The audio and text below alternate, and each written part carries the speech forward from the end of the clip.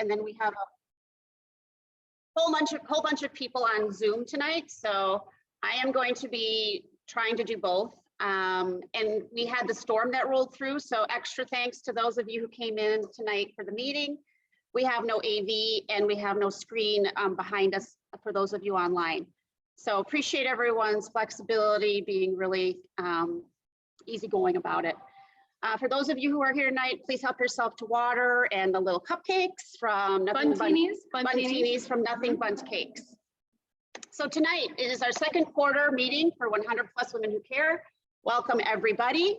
I am Angela Keelan. I am one of the co-presidents here at 100 Plus Women, and we are going to get rolling. So I've got two screens here, so please bear with me just a second. We're fine. So on behalf of our board of directors and our meeting sponsor, Park Bank, we welcome you to tonight's meeting. Pam Klein, this person here, is quite tall, and I will be presenting tonight. We are so excited to continue our 9th year of giving. And tonight we are so pleased to welcome these fantastic organizations to 100 Plus Women. Under consideration for tonight's Impact Award are Badger Prairie Needs Network, Chandra's House of Hope, and Shelter from the Storm Ministries. So welcome to all of you. We also welcome BSP Free Clinic, now Specialty Care Free Clinic, back to 100 Plus to provide us an update since receiving our March donation. Thank you all guests and current members, and some people joined tonight. Wow, that's amazing, and like paid for their donations for the whole year. Thank you so much.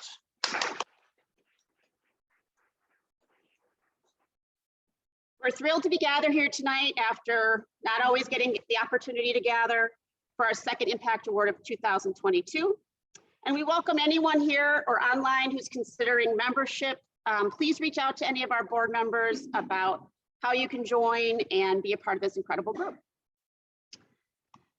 We did have a shout out to Nothing Bundt Cakes, and they're the folks on the west side of Madison who donated all those beautiful buntinis. Please enjoy them. That frosting is well worth it. If you're thinking, is it worth it? I will tell you immediately it is worth it. So please don't hesitate to have one. And so these are our beautiful charities who are here tonight. We thank them all again for attending and for giving their presentations. So one of the hallmarks of our meetings is that they are 1 hour in length. Here's our agenda for the night. We're going to go over a few updates. Then we'll dive right into our charity presentations. Before we begin our charity presentations, we have just a few announcements. Oh, I'm not sharing my screen. Thank you.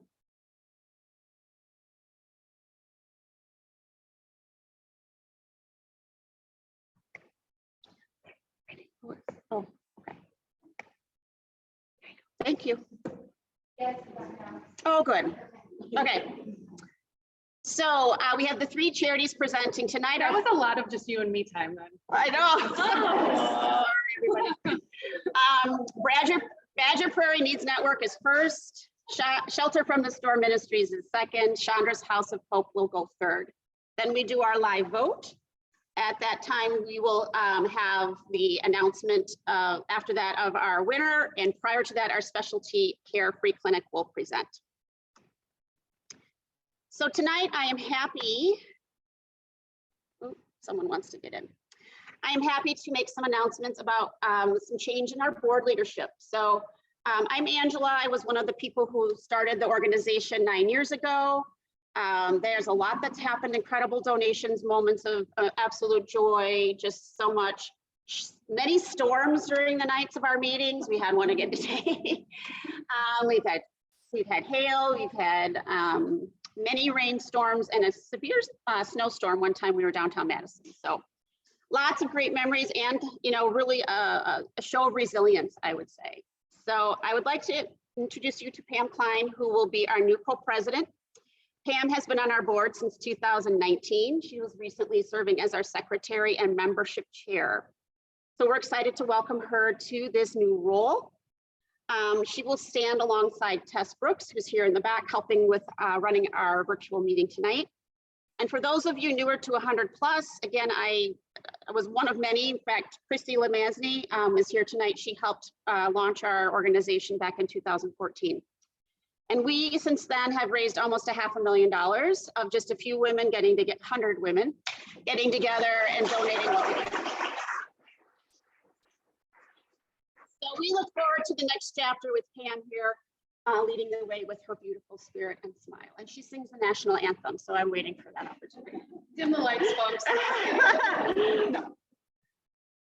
So That's me. So we are saying goodbye to Angela as a co-president, but we are lucky enough that she's going to stay a member of our board. We are thrilled. And so as a token of our appreciation as a board and members, have a little something. Oh, So, thank you. Angela. Oh.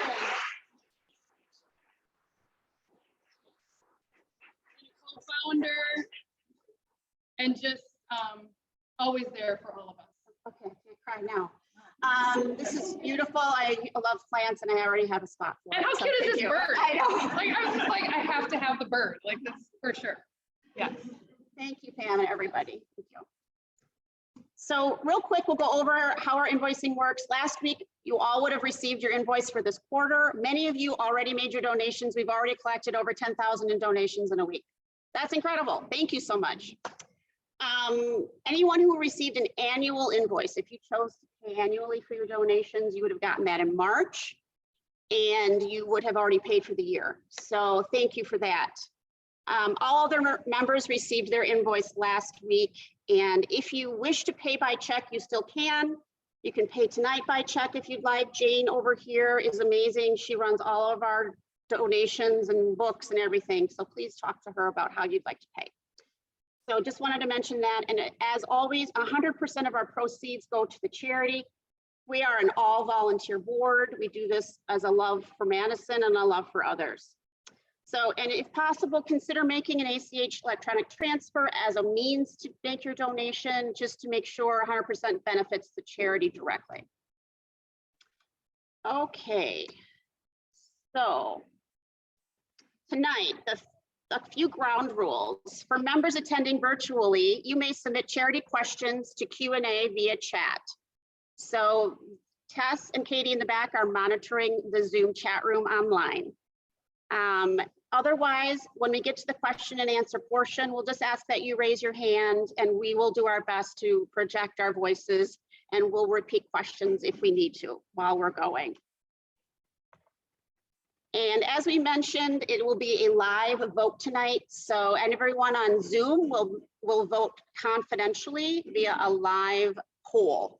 Here in the audience, members will be able to vote on paper and we will count all of the ballots to tally up the most votes for tonight's Impact Award winner. And now, Pam Klein. I have flats on. I seriously, I'm wearing flats, so I can't get any shorter. Will be our MC for the best part of the night, our charity presentation. So Susan will be, Susan, where are you? Susan right here is going to help us keep on track with our time. Each charity presenter has 5 minutes to present. She will help all of us kind of be aware of when that time is up. It'll be followed by a Q&A portion. And then after that, we'll go to the next charity presentation. So take it away. I think you did it. That was amazing. Great job. Yes. Where are you going? I stood by your side. Girl. You got sneakers on. Run back up here, would you? Okay, so it is our great pleasure to start the charities presentations this evening. Our first charity presentation tonight will be from Badger Prairie Needs Network. We welcome Karen Dettinger to the podium and a big thank you to 100+ member Kathy Stewart for your charity nomination. Karen, please take it away when you're ready to come up and present.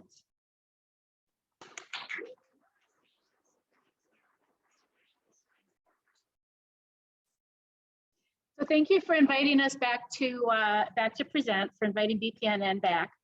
As she said, I'm Karen Dettinger. I'm Vice President of Badger Prairie Needs Network.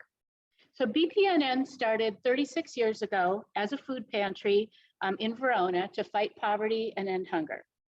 We now serve all of Dane County. We have several programs, but our primary focus has continued to be the food pantry. In 2021, we distributed 1 million pounds of food to over 19,000 people, and that need is rising. So far this year, our numbers are 70% higher than they were at the same time last year. So inflation is really hitting people. We also host a free community meal on weekends when senior meals and school programs aren't running. And we provide pro bono legal advocacy and have a social worker on site. We do all of this and more with 100% volunteer organization. We've got about 1,000 volunteers who donate their time. And then we also have a number of partnerships that that help us accomplish what we do. No one is paid, including our leadership. So everything we do is focused on treating people with dignity and respect. We're doing a lot this year, and just for some background, in response to the pandemic, in March of 2020, we started providing pre-packed food at curbside to our guests. We could not allow people into the building at that time. And then we also put our community meal on hold. So this year we're working to invite guests back into our building. And so we're planning to restart our community meal in September. And we're hoping to reopen our food pantry to choice shopping. We've got a beautiful grocery store, and invite people back in to be able to choose the food that their family likes, which is also part of our focus on respect and dignity, giving people choice. And the other thing we're doing this year is launching the Cashetta Center, which is our new training and event space. And I want to talk just a couple of minutes about that. So much of our work over the years has been helping people with immediate needs, getting them food, helping them through a crisis. And this year we're taking our next step to really focus on fighting generational poverty. So we're moving beyond the basics that people need. So in 63% of the families who visit our pantry, at least one adult is employed, but they don't make enough money to sustain their family. So they still need to use a food pantry. So we're launching our new training and event center with a focus on it materially improving the lives of people, of the people that we serve. And we primarily serve low-income households, a lot of minority families and immigrant families, and excuse me, and helping them get into jobs that'll pay family sustaining wages, as well as benefits and providing a career path. So these families make difficult choices every day. Do they go to work, or do they stay home with a sick child? Do they get some dental work done, or do they buy diapers for their baby this month? So it's challenging every single day. Low-income parents often work in stressful jobs that feature little autonomy, inflexible hours, and few or no benefits. And low-income children whose parents are working are frequently in inadequate childcare, or they're unsupervised. And for those kids who don't have a parent available to help them with their homework, or to even be available to spend time with them, to have the energy to spend time with them, they're not seeing choices for themselves. They're not seeing options for themselves in the future. So they need to see their parents achieve, be able to support their families, and feel good about themselves. So the kids need to be able to see this, to be able to dream it for themselves. So so our first training partnership is with the Latino Academy of Workforce Development. Their instructors are currently teaching Serve Save Manager training at our site. We also have a commercial kitchen, so they're using our training space and kitchen. And then future programs include commercial driver's license training, which is in high demand by employers. So students who graduate will be able to make $20 to $26 an hour, and there'll be a job matching program for them. We're thinking big when we talk about addressing generational poverty and how and impacting families for generations. And we've been told many times in the past that what we want to achieve, we won't be able to achieve. But what we live by is that Margaret Mead quote, "Never doubt that a small group of thoughtful, committed citizens can change the world. Indeed, it's the only thing that ever has." So thank you for considering our program. Yeah.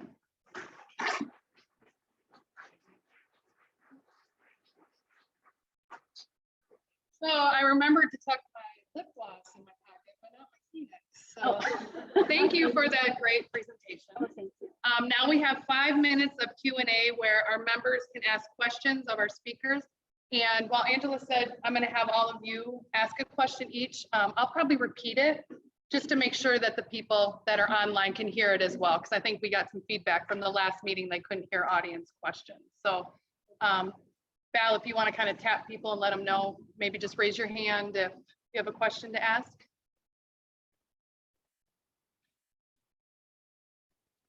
Yes.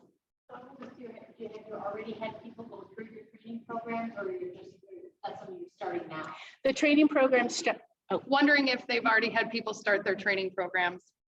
Yeah, the Serve Safe training program started about 3 weeks ago, 4 weeks ago, and they're actually going to take their test this week to be certified. How are they currently funded? So we get a lot of our funding from grants. We write a lot of grants. And then we've also got a lot of in-kind donations of food for the pantry, and a lot of individual donations. So our facility that our addition that we're just completing, we were fortunate enough to get actually a $2 million grant from the county, from the American Recovery Act. For COVID capacity building post-COVID.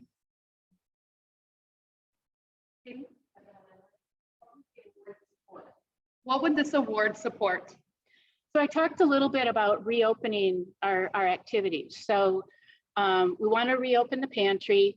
The numbers that we had in 2019, we had about 14,000 people go shop in the pantry. That's the last year that we were open for shopping in the store. Last year we had 19,000, and this year it looks like we're more on track to be closer to 30,000. So we're looking right now at what our how our registration is set up, and so we're thinking we need to get kiosk and some self-service check-in and a better setup for our registration. So that's one thing. Our community meal, we haven't run it for 2.5 years. So all the food, the staples, the seasonings, all those sorts of things we need to replace. And then we've also got a larger space and we've got more demand for it. So some of the small kitchenwares. And then in terms of the training center, we want to set up computers and workstations for folks who are applying for jobs or doing job research and working with the job counselors.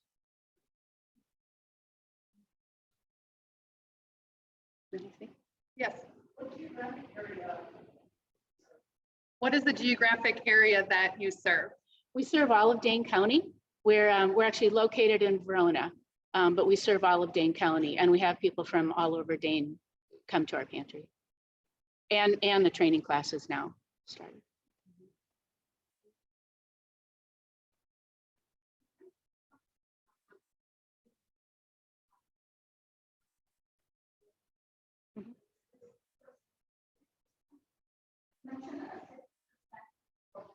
Oh.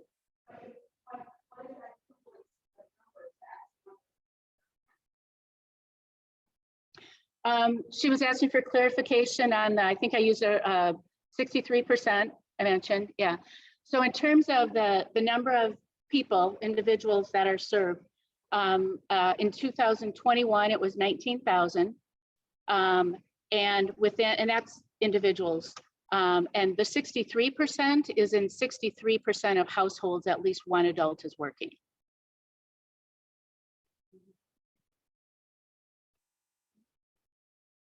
Mm-hmm.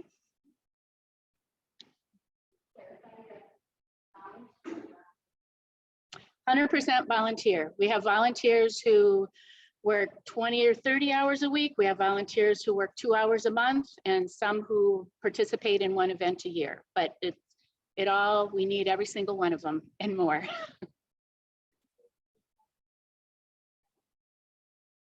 How much impact would this have on the annual budget? Our annual budget. So our annual budget is about 240,000. So yeah, this would be, and this has not truly been budgeted for in the past. Yeah, yeah.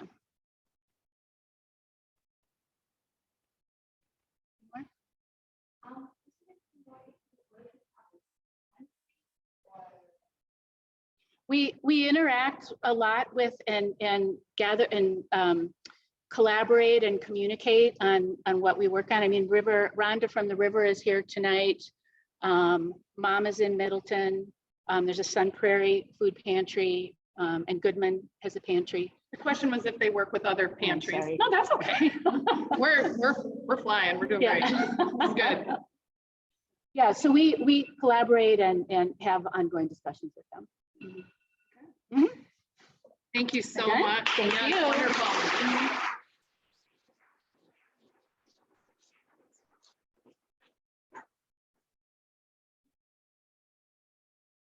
Okay, and with that, we introduce our second speaker. We welcome Pastor Kent Van Horn. Special thanks to 100 Plus Women member Christine Lamancy for the nomination. Pastor Kent, if you're ready to go, please take it away. Thank you. Yes.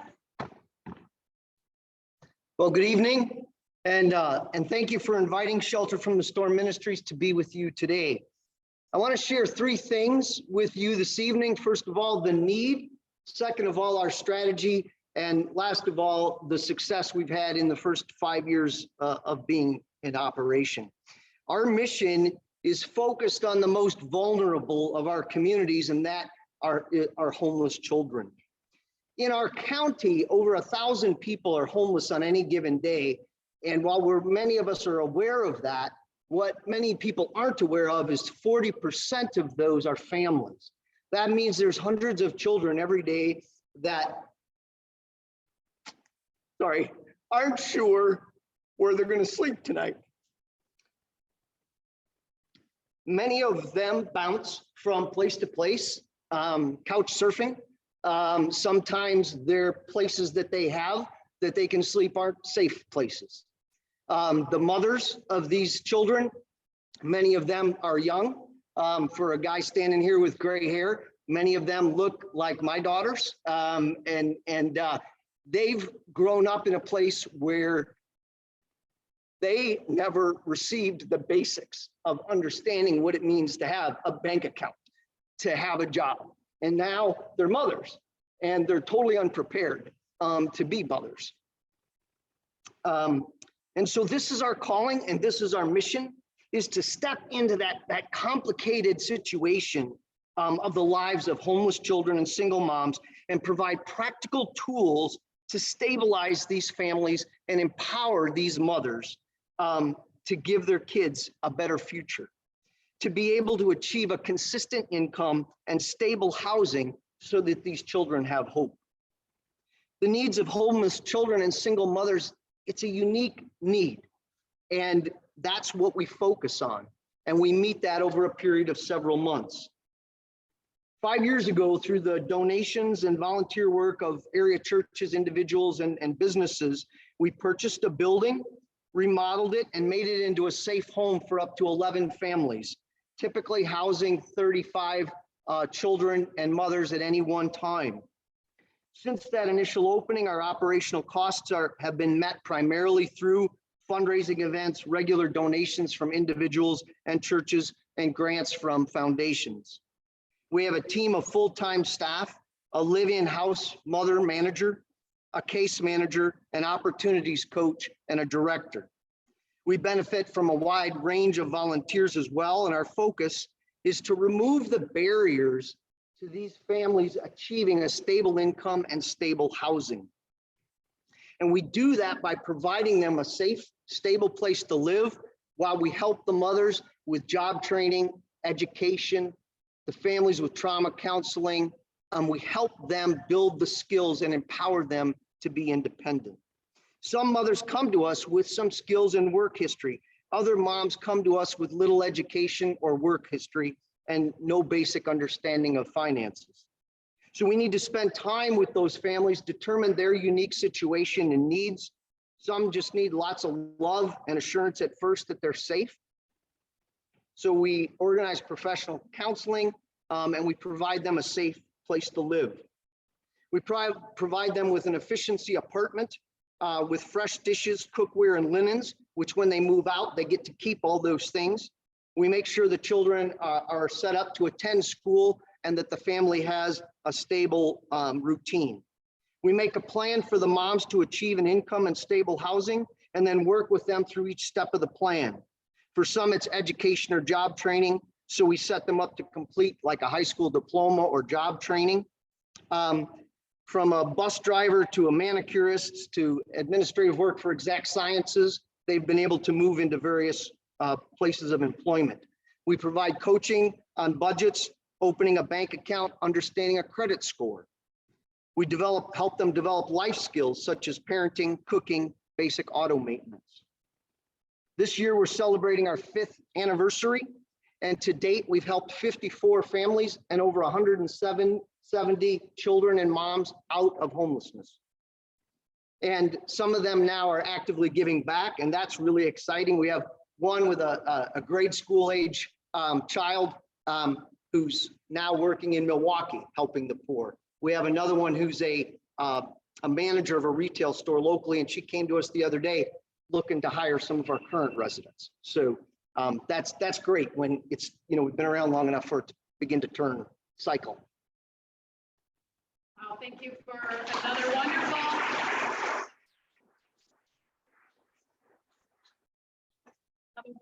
Presentation. Any questions? Okay. Yeah. Okay. Now for our Q&A, and thank you for that wonderful presentation. Thanks, Tess.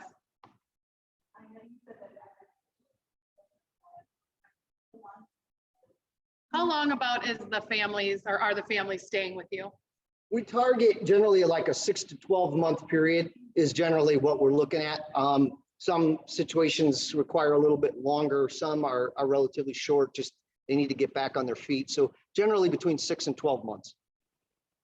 So, and as you can see from those numbers, we've been open 5 years, right? And we moved 54 families through. So that kind of gives you an idea of how many, it's a little over 10 a year. Yes. What is the annual budget, please? So the annual would be about $350,000 a year. We have the building to support. We have a mortgage and the building and all the operations of a building that houses 35 people. And then when we're trying to work with these moms over a period of months, we need that consistent staffing to be able to work them through. We can get them signed up and facilitate various training, but again, if they haven't come with any educational experience, they really need somebody walking alongside them consistently every day so they stay focused, complete the training, and have success in being independent.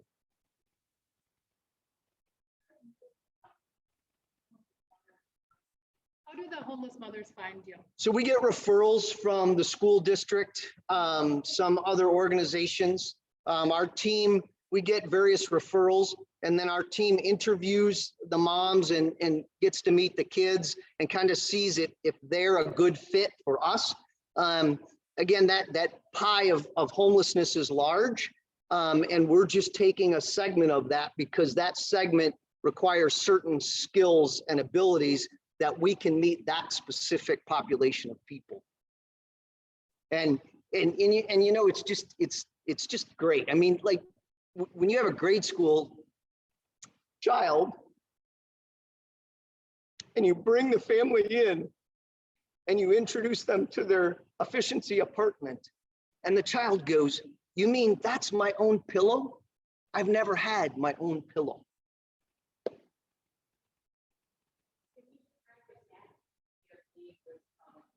Please describe your staffing. How many are paid versus volunteer? So we have, again, we have 4 paid staff. We have a house manager, house mother, if you will. When you have 35 mothers and children in a house, 11 families living together, there's a lot of things going on that require somebody there all the time. And then we have a case manager that does a lot of the work with helping them look up tenant histories, work through issues of finances, get credit scores, all that kind of work.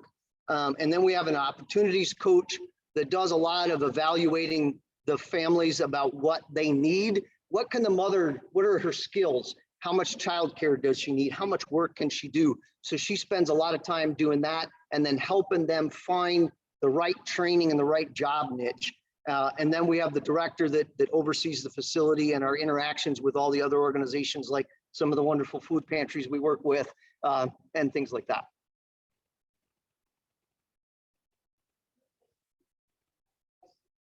Where's the house located? So we are physically located in Sun Prairie, and a lot of our families end up coming from that area. But one of the things you got to understand is when you're homeless, you're not often in the same area very often, right? And so you know, these families are living wherever. Sometimes they're in Madison, sometimes they're in Sun Prairie, and sometimes they're moving around. One of the challenges, of course, is for these children to give them a future. They have to be in one place and be able to attend school. And when they're bouncing around and they don't know where they're living, that's really hard. And for the moms to get employment, have you ever tried to fill out a job application with no address? Right? I mean, just to get off first base is really challenging without a physical location.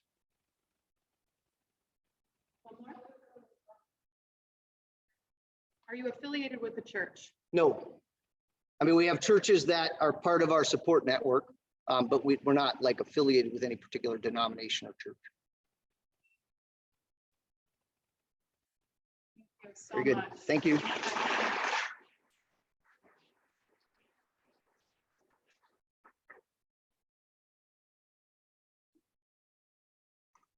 And for our final presentation tonight, we welcome Chandra's House of Hope.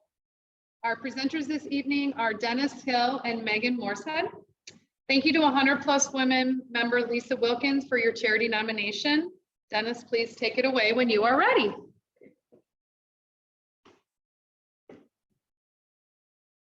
Well, hello, and it's great to be here, and thank you for having us. My name is Dennis Hill. I'm co-founder of Chandra's House of Hope, where I've partnered with Tellurian, a residential treatment center here in our greater Madison area. This is Megan Morsehead, who's our house manager, and Megan's going to tell you her story here in a few minutes once I stop gabbing here for a second. Chandra's House is a 5-bedroom sober living home located on the southeast side of Madison. We are proudly treating our women in the greater Dane County area post-treatment who suffer from mental health challenges and substance abuse issues. We've been open since March of 2018, and we have had wonderful results. I'm not bragging, but I'm bragging. We have healed a lot of women, and it's been God's grace and mercy. My daughter suffered from a misdiagnosed, untreated mental health condition and a horrible substance abuse issue, and her life ended tragically. After I lost her, I knew that I had to do something to change this broken landscape. So we created Chandra's House of Hope. And inside this house, we've done a lot of wonderful things, but we have so many needs that we just can't satisfy. And those needs, I'm going to rattle them off real quick just to paint you a picture. We have women that can't meet their rents.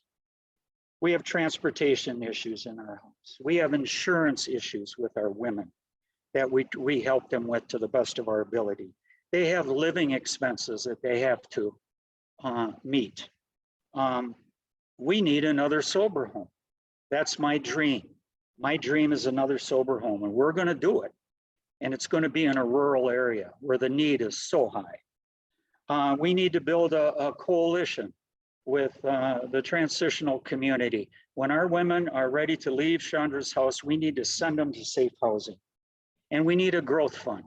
So for people like Megan, if she wants to go back to school, we need to smile, hug her, and say, you don't need to worry about how it's going to get funded. We need help with those things so our women can heal, continue to heal. Here's Megan to tell you her story. I am Megan. I have over 2 years sober now. Thank you. So I started drinking, using recreational drugs in my teens, and started using hard drugs in my 20s. And the main thing I guess I want to point out that Chandra's house has helped me with is that as my illness progressed, my knowledge of what I was, how I could function in life degressed. So after going to treatment, and I had nothing. I was pretty much homeless. I mean, my family was around, but you know, they needed some space from me, and I didn't have a job. I didn't, yeah, I pretty much, I didn't have much of anything, but I went to Tellurian, to the inpatient, and from there I went to Chandra's house, and I got all my needs were starting to fall into place. And I can't put into words the amount of gratitude that I feel for Chandra's house. But since I've lived there, I've bought my first car. I've held down a job. I am going back to school. I now work in an addiction clinic. I do home care, going to school to be a social worker. But it's still tough. I have to work 30 hours a week. I won't, you know, finish school for years because I don't go full time, plus doing recovery. But I'm grateful every day, and now I get to give back to Chandra's house what was given to me in the beginning. So for that, I am very grateful. Thank you guys.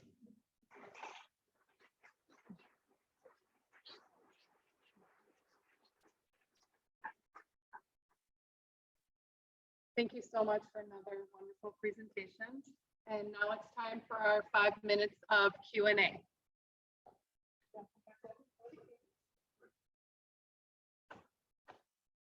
Questions?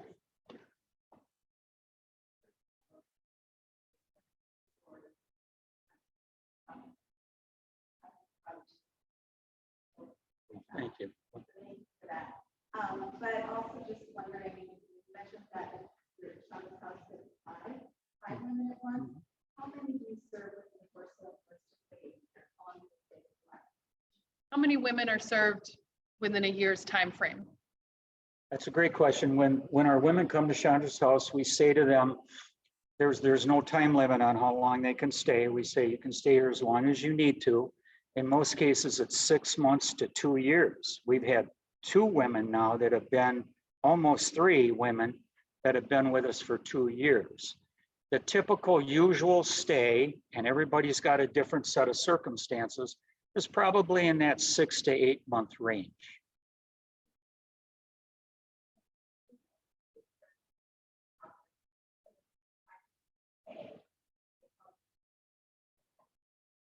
What kind of outpatient services are offered? Excellent question. I didn't get a chance to cover that. I'm glad you asked that question.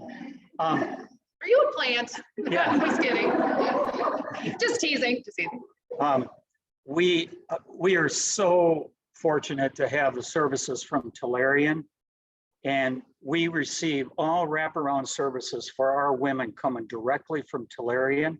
We have a liaison person assigned to our house that works for Tellurian. We are so connected to them, and our women are safe clinically because of Tellurian.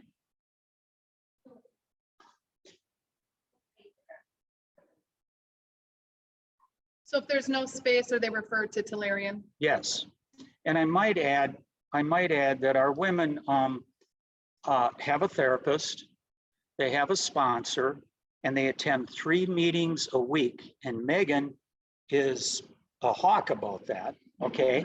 And they have a recovery plan that they have to keep current on, and that recovery plan is reviewed once a week through Megan, our house manager.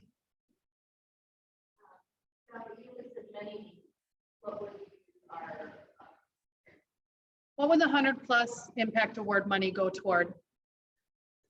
Rent, living expenses, transportation.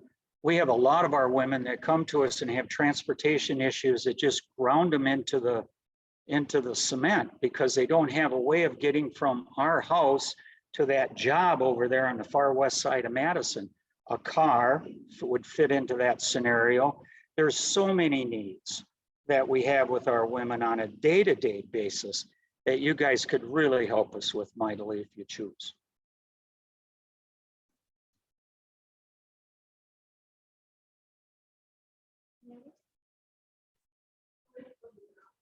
How are you funded now? All private donations, people from straight from their hearts. It's an unbelievable story. It's a story in and of itself. All the people that have come forward, friends, family, business contacts through Kevin and I, Kevin Florick, CEO of Tellurian. It's been 100% privately funded. It's been incredible.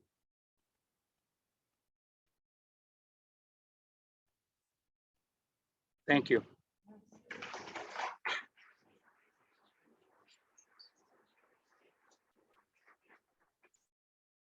Okay, and with all three charity presentations complete, it's now time to vote.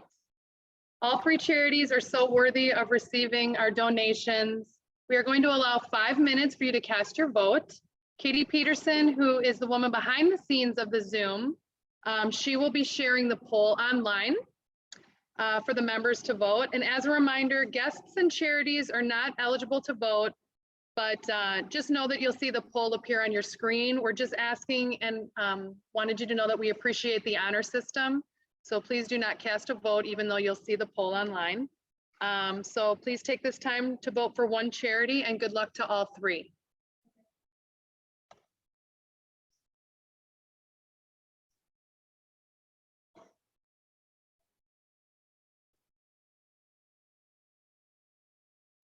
Eh.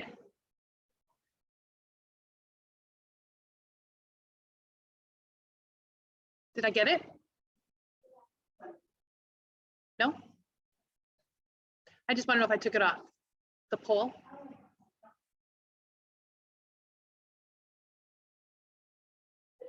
Okay, okay. Nope, that's okay.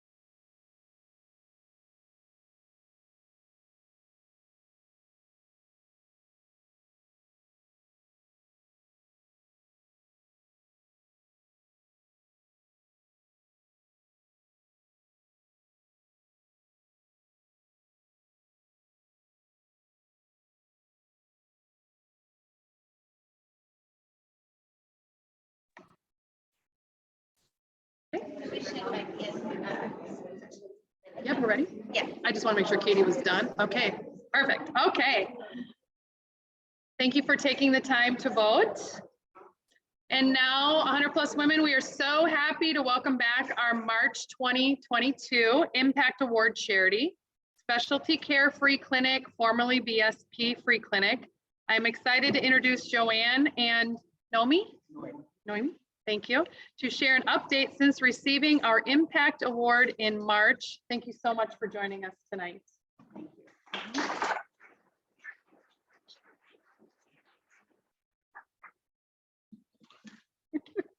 Hi, I'm Joanne McCann. I'm a nurse volunteer and a board member of the Specialty Care Free Clinic.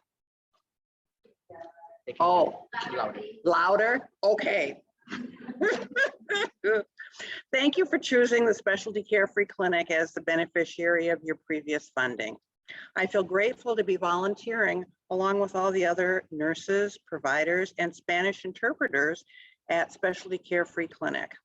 We are the only free specialty care clinic in Wisconsin, serving low income and uninsured patients. Approximately 80% of our patients are Hispanic speaking. You have allowed us to hire a part-time position to ensure that we always have a Spanish interpreter available. It's my pleasure to introduce the person who filled that position, my friend and colleague, Noemi Cepeda.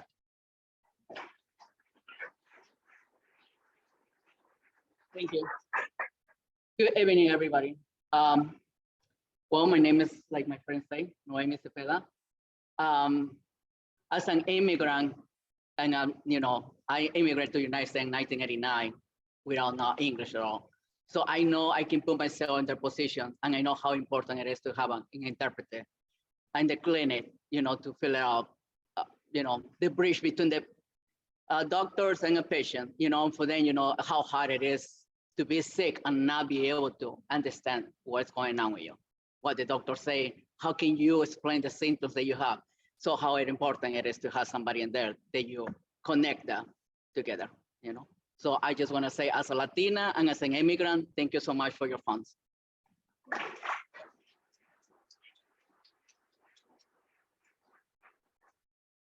was a volunteer first. She worked so hard.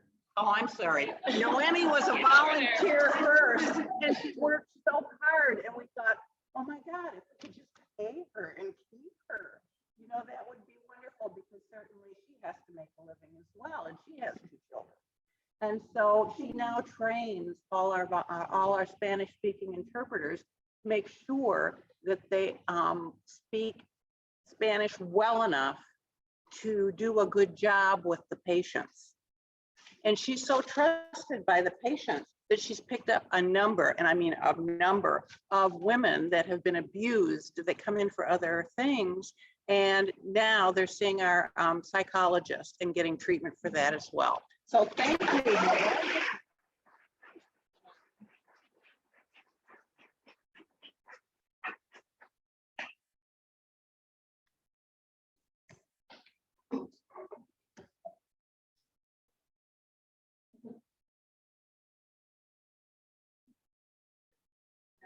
Nice. Okay. So we wanted you to save the dates. Our meetings are set for 2022 and will all be hybrid, hopefully with a little less disruption with our tech the next time. So thank you for your patience this evening. All will take place here at the Goodman Center Brassworks for in-person attendance, and we are so grateful and are happy that they are willing to host us. So again, special thanks to Goodman and Brassworks. Our meetings will be September 12th and December 12th. And our next slide that all of you in our audience cannot see, but people that are home are able to see, is basically the 8+ years of impact dollar amounts that 100+ Women has been able to generate and give back to the charities in our community. And the one number that I'm going to share with you, and Angela did earlier, is that so far to date in those 8 years, we've raised $553,757. So thank you. It's amazing. Yes. And people in the audience, I do encourage you to jump online and take a look at that list because it's pretty amazing to see all of the charities from Dane County that have been here. I'm not loud enough? My mom is here and she doesn't believe you. I'm not kidding. When I was in first grade, my teachers used to tell her to get my hearing checked because they thought that there was something wrong because I spoke so loud. That's like a true story, true story. And my mom's like, no. Anyway, enough about me. Okay, but it's true story. That nobody's ever said that I'm loud. All right, so right here. Okay. So before we get to our Impact Award announcement, Park Bank is giving away 5 Cruise Cup travel cups. And we put winner stickers under 5 chairs. So 5 women who find a sticker under your chair or maybe one next to you, you can take that sticker and then go up to Val after this and she will give you your cruise cups. So kind of like when you were in elementary school. Anybody who are winners? Any winners? Hey, very good.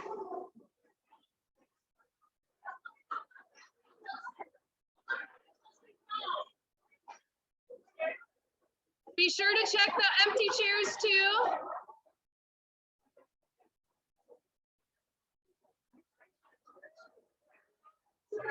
Thank you, people that are at home, for being patient.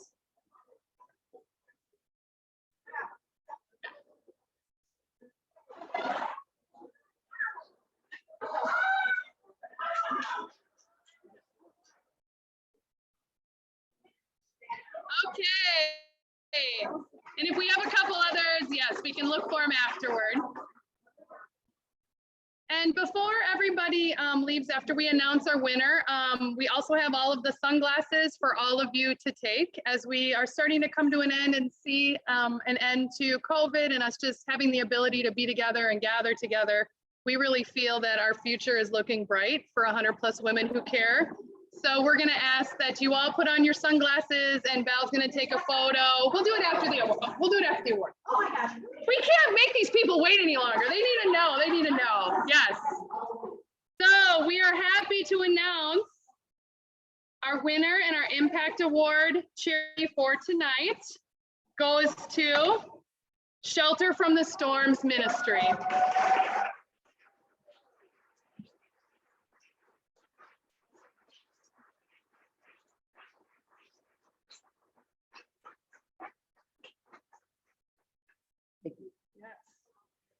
Thank you on behalf of the kids.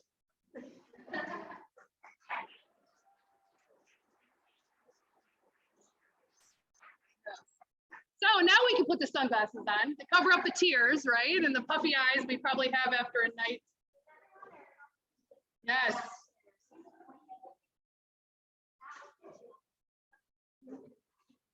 Say what? Oh, and thank you. So I did give Pastor Kent an envelope, and because we have our financials set up the way that we do now, and we're so grateful that all of you have been patient as we've made this transition, we were able to give him the check tonight already for $10,000.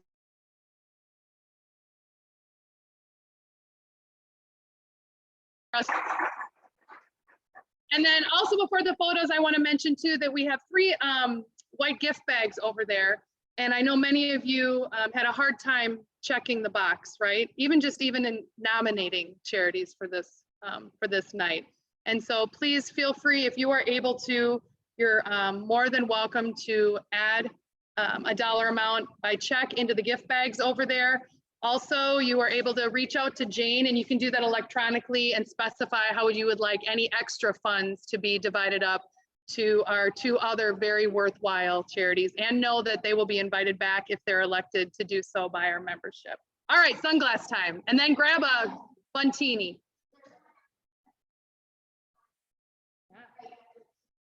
Thank you, our online people as well.